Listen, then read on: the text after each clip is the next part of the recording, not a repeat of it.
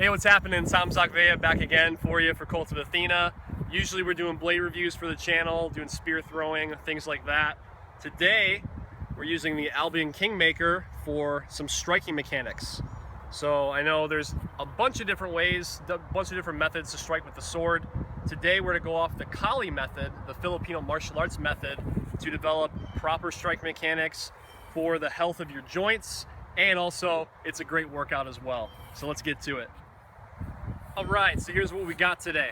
So for this sword, keep in mind, I have right here near the back edge of it dulled out. So when I go to the number one chamber position, don't think that I'm putting a sharp sword on my back. Just keep that in mind. So what we got here today, we've got number one chamber position. Chamber position is across the shoulder, across the spine, and the back of the weapon is touching. So we're keeping the hand out, keeping the hand protected. You'll see in the medieval manual, sometimes it's up here. You'll obviously see other guard positions. Today we're going to go off of the forehand and transitioning over to the backhand. All right, so here's the drill. So we come out from the number one chamber, slash diagonally right in front of the bridge to the hip. Once we've reached the hip, we thrust our way all the way back, and then we follow all the way through on the slash. Now we're on what we call the number two position, or the backhand. Slash on the diagonal two to the hip, thrust our way back, and then follow all the way through. Let's see it a few times.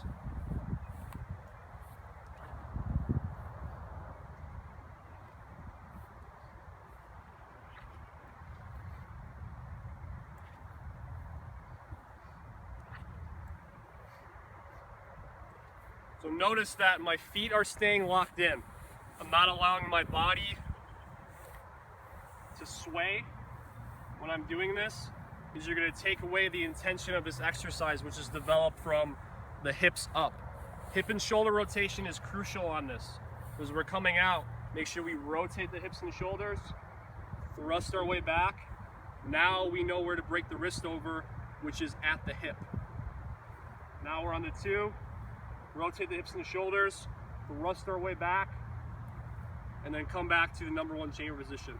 If you have a double-edged weapon, I really shouldn't have to say this, but I do care about your safety. If you have a double-edged weapon, do not touch the chamber position.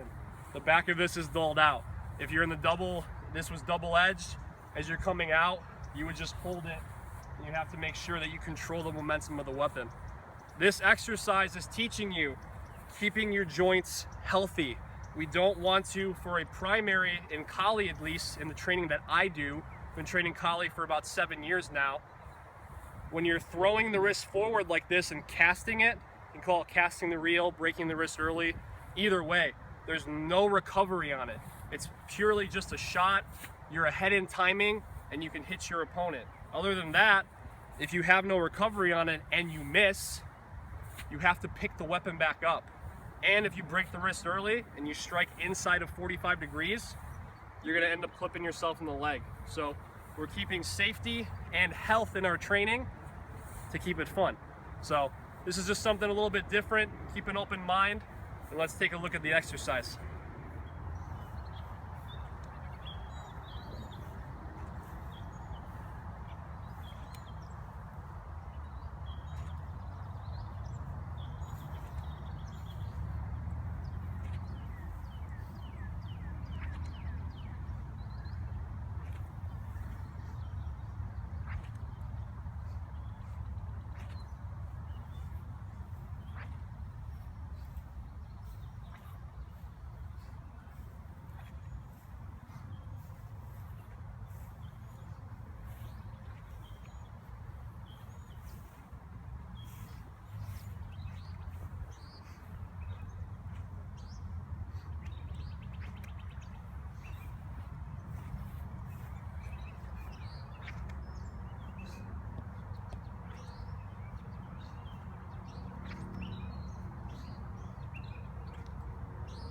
Okay, so try that exercise out.